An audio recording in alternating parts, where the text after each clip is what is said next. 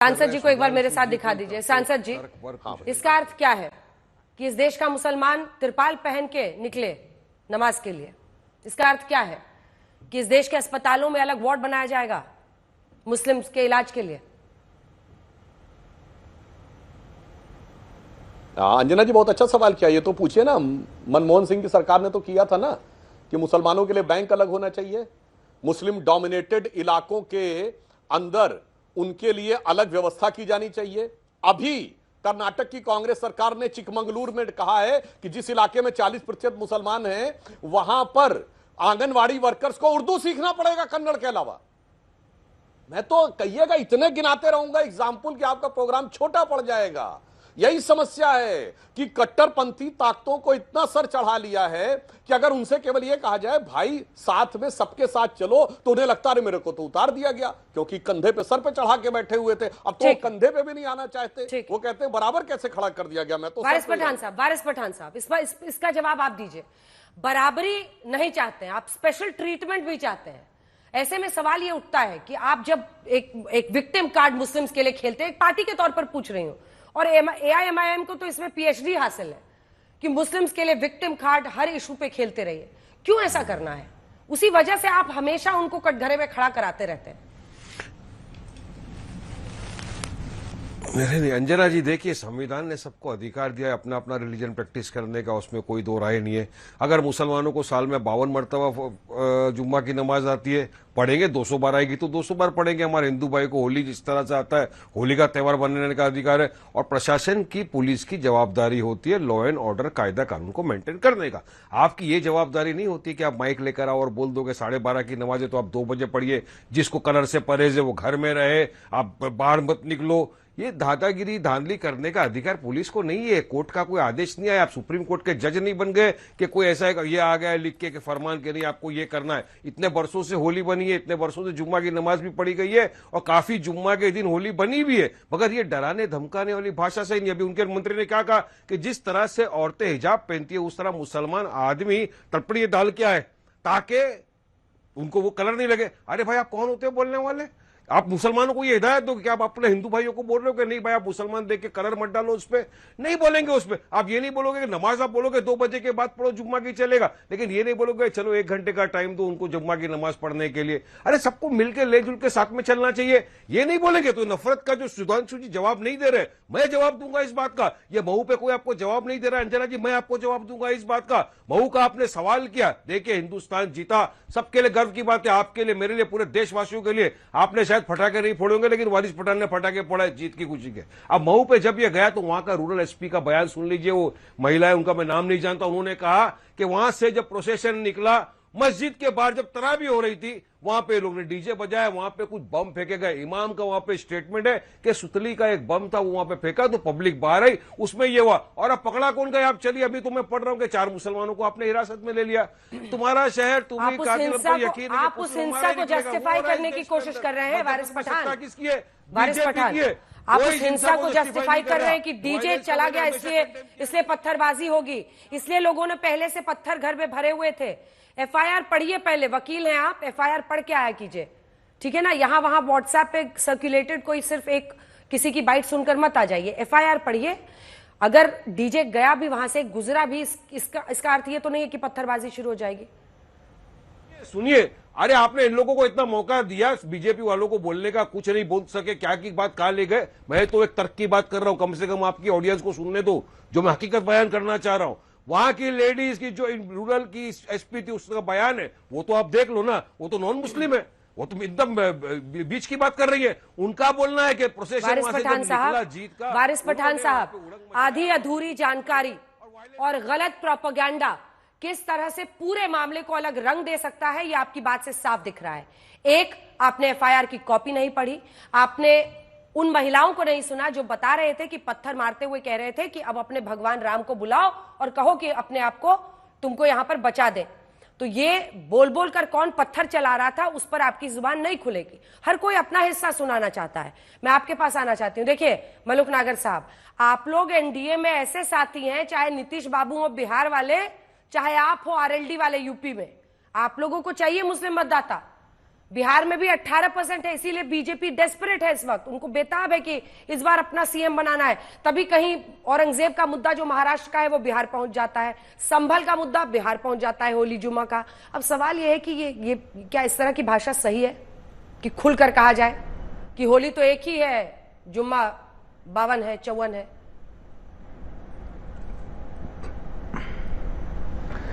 देखिए अंजना जी, इसमें मुझे प्लीज टाइम देना। देखिए, जो हमारे सपा के साथी बैठे हैं भदौरिया साहब, क्या पूरी बात जो पूछी आपने उनका जवाब क्या का क्या देते रहे?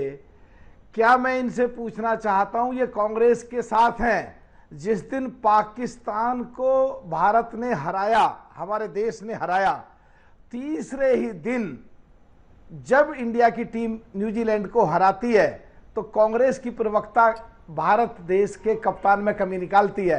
आज हम जीत करके आए हैं, पूरे वर्ल्ड में एक नाम लहराया है, परचम लहराया है, और वही रोहित शर्मा ने बढ़िया खेल दिखाया है। तो क्या ये कांग्रेस को कहेंगे कि क्या पाकिस्तान हारा या देश जीता? इसकी दिक्कत थी कांग्रेस को, इसलिए उसकी प्रवक्ता खिलाफ बोली। तो ये क्या कांग्रेस के अभी भी साथ हैं? जो हमारे वारिस पठान साहब बोल रहे हैं वो आधी अधूरी बात बोल रहे हैं। अनुज की बात, जो वहां का डिप्टी एसपी है या सीओ है, उसने दोनों तरफ कहा है कि अगर हिंदू लोग भी किसी को रंग लगाएंगे और जबरदस्ती लगाएंगे उनके खिलाफ भी कार्रवाई होगी। उसको छिपा करके 2-3 दिन कांग्रेस और उसके एलाइज पार्टनर्स जो सोकॉल्ड इंडिया गठबंधन के हिस्सेदार हैं वो एक तरफ चल पड़े।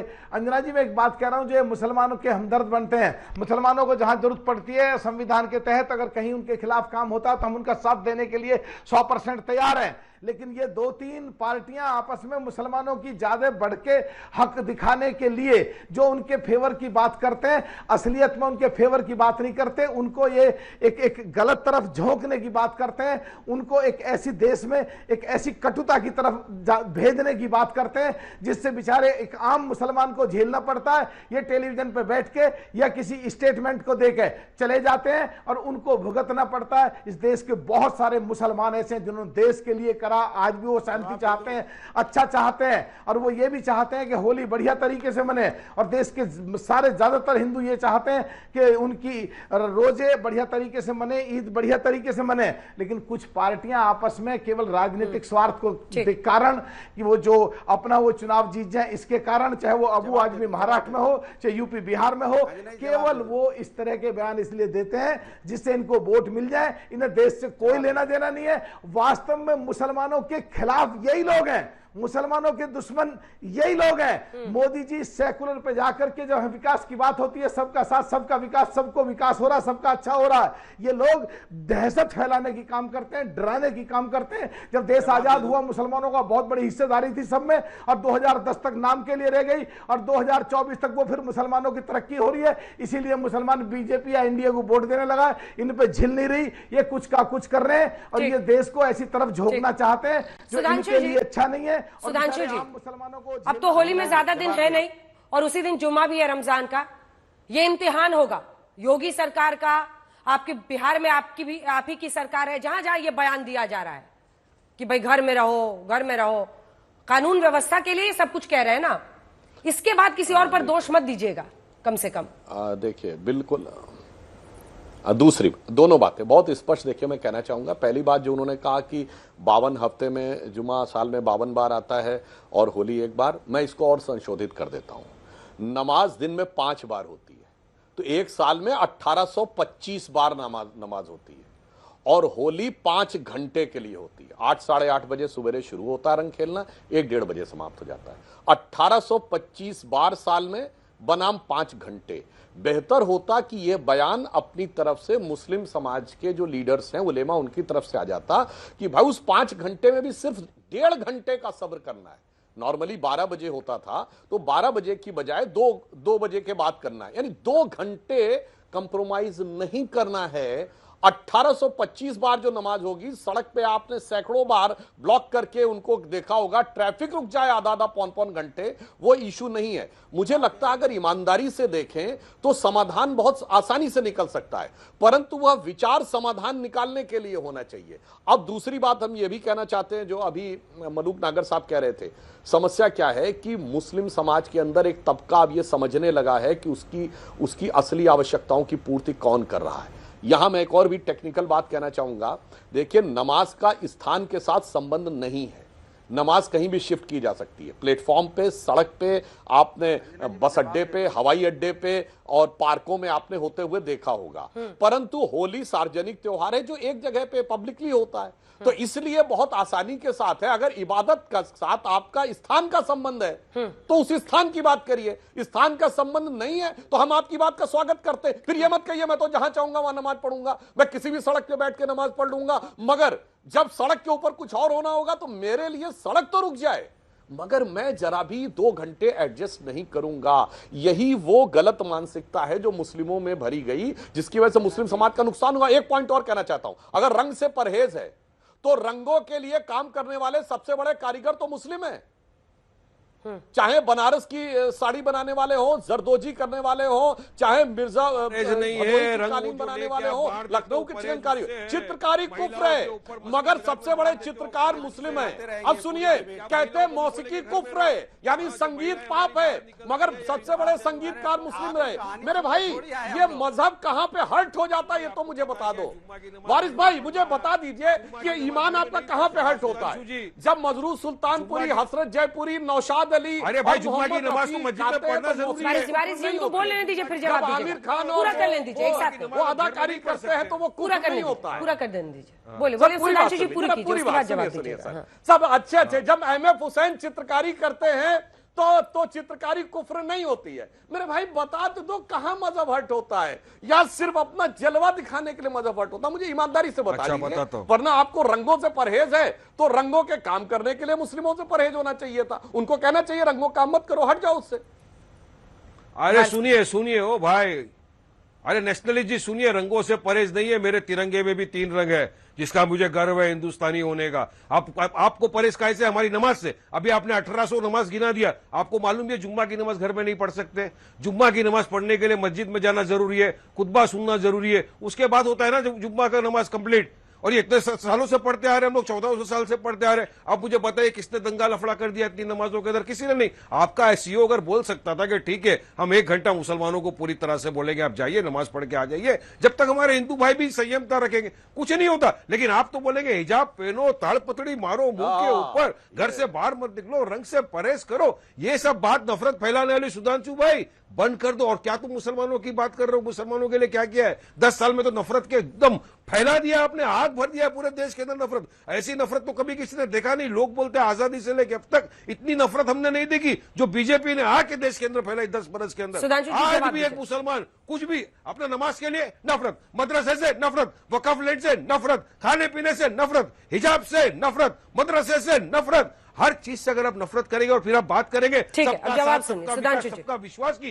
दोगलापन नहीं चलने वाला है। अरे नरेंद्र मोदी ने टोपी पहनने से इनकार कर दिया था तो क्या कहा लोगों ने? उनकी आस्था का सवाल है, हम आस्था का तुम्हारा समर्थन करेंगे। तो आपको हमारी आस्था की परवाह नहीं करना चाहिए क्या? आप भी करिए ना आस्था की परवाह। तो खाली काहे के लिए बोल रहे हो? आप क्या महिला को भी रोकेंगे बाहर जाने से? वारिस जी, भाषण थोड़ी देना है, जवाब सुनना है ना। घर में बैठो, बारी बारी से। अनुराग जी भी वेट कर रहे हैं। हाँ, अब सुनिए। अरे ये तो बात ही नहीं कर।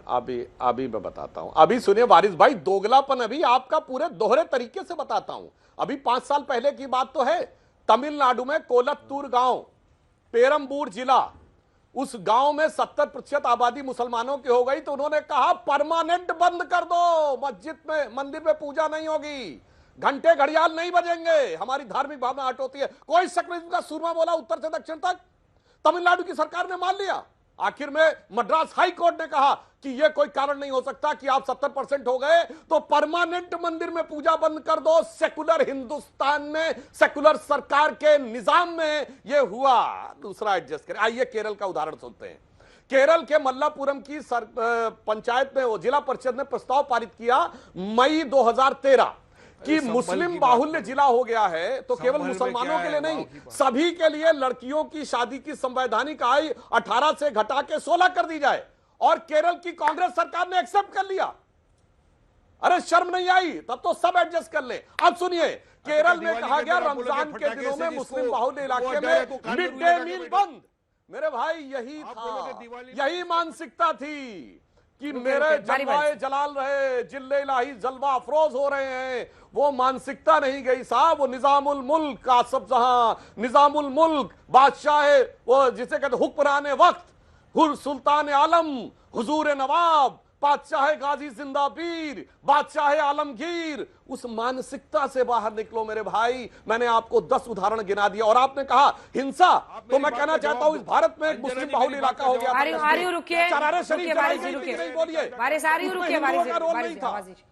वारिस जी सुनिए पूरी बात सुनिए। मुस्लिमों की सबसे बड़ी मस्जिद, मुकद्दस मस्जिद हजरत बल पे कब्जा करने वाले मुस्लिम थे जो आतंकवादी थे, हिंदू नहीं थे। और अभी चैनल पर दिखाया जा रहा था बलूचिस्तान में अगवा कर लिया गया, वो मुसलमान नहीं है क्या? दो नेशन भारत के बने हिंदू मुस्लिम के नाम पे। बांग्लादेश में मरवाया किसने?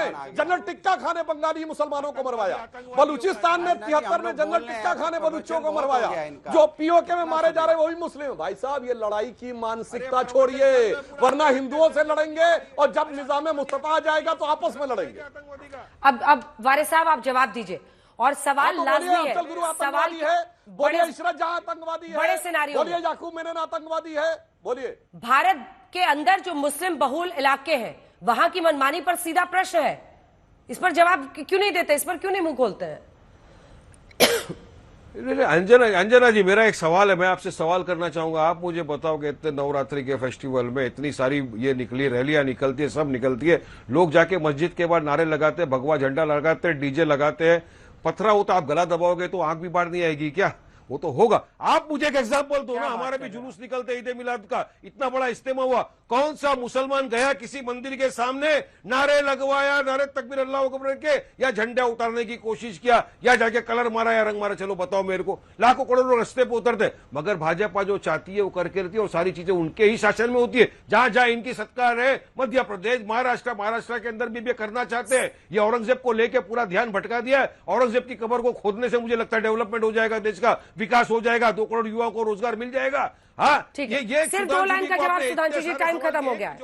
असल मुद्दों से भटकाने के लिए ये किया जा रहा है, असल मुद्दों से भटकाने के लिए। बिहार में आप चाहते हैं हमारा सीएम बने, बता रहा हूं। और औरंगजेब का मुद्दा यही चलेगा। सिर्फ एक लाइन बोल रहा हूं मैं। वारिस पठान जी को चुनौती देता हूं, वारिस पठान जी को चुनौती देता हूं। भारत से लेकर दुनिया में सैकड़ों हजारों उदाहरण है मस्जिदों में धमाके का। एक बताइएगा जिसमें गैर मुस्लिम ने मस्जिद में धमाका किया हो, बताइए। मैं चुनौती देके कहता हूं, किसी हिंदू ने धमाका किया, किसी यहूदी ने धमाका किया, किसी ईसाई ने धमाका किया भारत में? ना। चलिए आपको लास्ट में कहना चाहता हूं, एक बहुत बड़े शायर हुए लखनऊ के विश्वनाथ प्रसाद माथुर लखनवी, उन्होंने एक लाइन कही है वारिस पठान जी, खुदा का शुक्र है हम हिंदुओं में कोई शब्बीर का कातिल नहीं है। साहब मोहम्मद साहब के परिवार को राजा दाहिर ने शरण दी थी और कत्ल करने वाले आप ही के मजहब के थे जनाब।